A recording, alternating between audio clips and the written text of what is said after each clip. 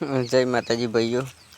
તો અત્યારે અમારે પણ વરસાદ ચાલુ જ છે અને અમારે પણ નુકસાન આવવામાં કશું બાકી જ નથી।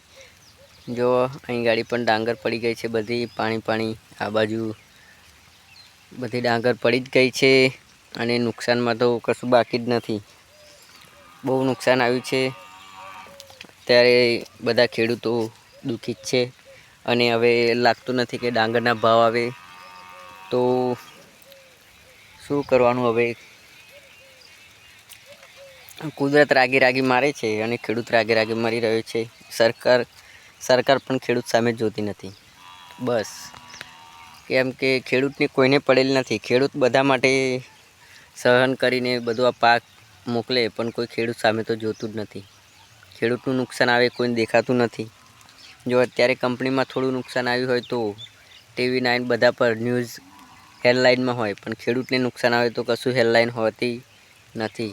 બસ ખેડૂતને નુકસાન આવે તો કંઈ નહીં, કોઈનું બગડ્યું નથી। અને જો કંપનીઓમાં કે મુકેશ અંબાણીની કંપનીમાં કશું બગડે તો એને તો શું, જીઓનું રિચાર્જ વધારી દેશે એટલે એને તો રિકવર થશે। આપણે શું કરવાનું? આપણે તો કંઈ નહીં, આપણે તો આ જે ભાવ હતા 300 રૂપિયા ડાંગરના એમાંય ઓછા થઈ જશે।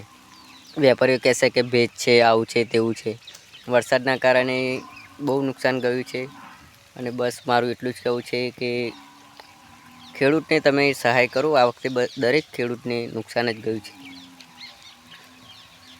જોઈ શકો છો તમે, ડાંગર કોઈની અત્યારે પાક લેવા જેવું જ નથી। વરસાદ અત્યારે ચાલુ જ છે।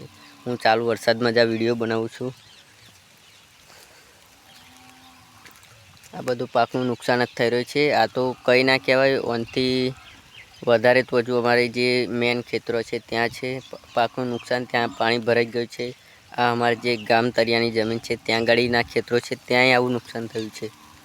તો તમે જોઈ શકો છો કે નુકસાનમાં કશું બાકી નથી।